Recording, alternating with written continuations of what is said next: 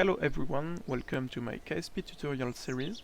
For this third episode I will explain you how to build a spaceplane, also called SSTO for single stage to orbit, and how to use it. So this time I'm going to build a spaceplane and give you some tips. First we need to go into the spaceplane hangar. The interface is the same as the VAB, but things are built horizontally. And there is another symmetry mode, the axial symmetry. If you want to use the classic symmetry, you use the third click button on your mouse on the option, or you use the R button on your keyboard. Apart from that, it's the same. So we are going to do a spaceplane, but be aware I'm not so good at that. I just know the mechanics of that. First, there is two things: planes that can only go into the air, and spaceplanes or SSTO that can go into orbit in one part, as the name says. We will start by putting the Mk2 cockpit because it's highly aerodynamic and can contain two people. Then you will add a cargo bay to have stuff inside like science experiments, battery or solar panels.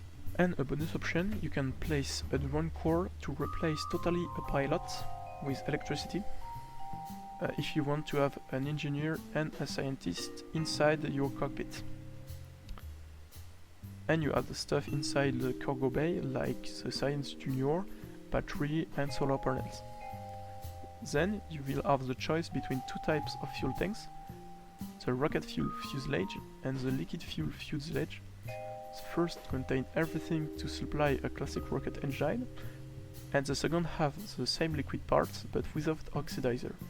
It is used to supply jet engine, but only in a thick enough atmosphere. We will be using a special engine, the Rapier engine, because it's the only one who have two modes. The air breathing one, it's a jet engine and can change into a closed cycle mode. It will work as a rocket engine. To know how much of them you have to put and how much of each fuel you need, you will need this simple calculation. I put it into the description as well. It's easy, take all your useful mass, that mean everything besides fuel tanks and engine, multiply this mass by 0.72, and you will have the mass you should need of liquid fuel tanks. Then multiply that by 1.5, that gives you the mass you need of your rocket fuel tank. And finally, the new total mass by 0.1333, and that gives you the number of Rapier engine needed. Of course, you don't have to be super precise, round up the numbers up to the 5/10. I advise you to first make a list of everything you need, put it onto the cockpit and see the mass of everything, then do the calculation. Of course, you are not obligated to use Rapier engine, but it's much easier. If you want just a plane, you can replace them by classic jet engine combined with classic rocket engine to go into space, but I've never done it before. So you put your fuel, and now we put wings to create lift, so put the wings to create space shuttle appearance. Then at the back of the wing put 11 to add some maneuver surface. Now put some air intake to supply the jet engine with air. At the back you can add a bicoupler so you can put two engines, but beware, it counts into your total fuel mass. But I use an adapter of a different size here.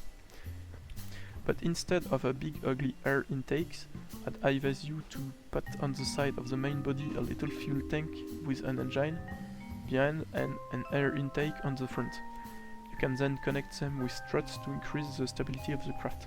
Now, add winglets or canards on the behind top part of the craft. This is used to make that the craft aerodynamic center is slightly higher and behind the center of mass. That is very important. If not, your craft is going to be very messy during flight. In order to make a correct atmospheric re-entry, put some aero brakes on the top. And to finish this beauty, you have to put landing gears. The front landing gear need to be slightly under the back gear. And you can now check that everything is okay, and if you have a bit of trouble during the landing part, you can add a little red parachute to slow down. But before I forgot, we need to go into an option here to bind a key to change the mode of all your engine at the same time. And here we go, save and launch your spaceplane. It's the same control as the rocket, but first thing you will need to gain speed horizontally.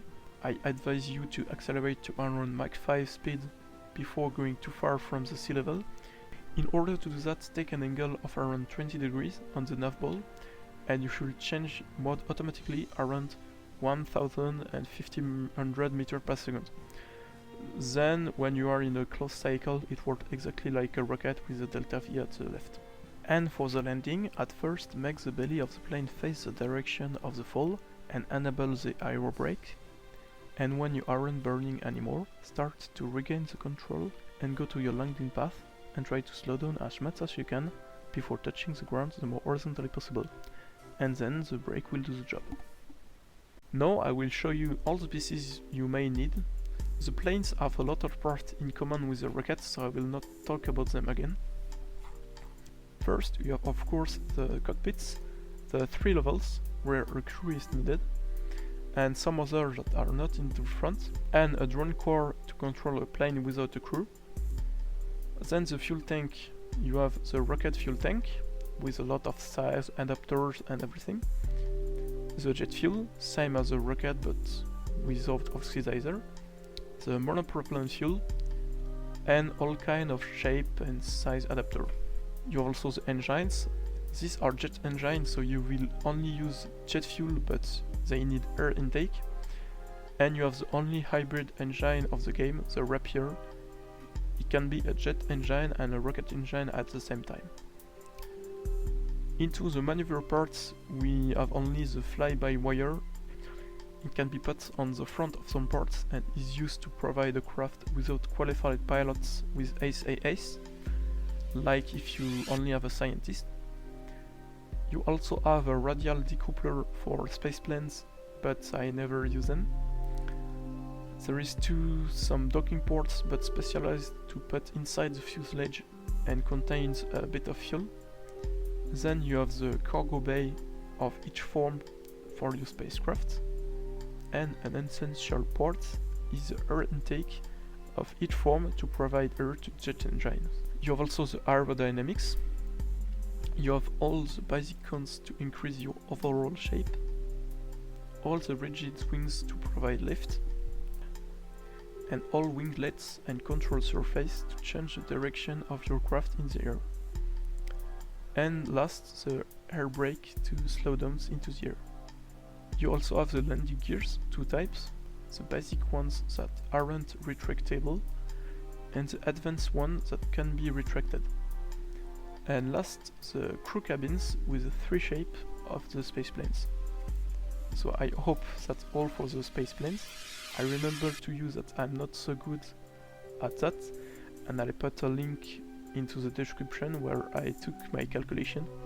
But thank you for listening to me, and I see you in the next video, which will be very interesting because we will do our first mission on the moon.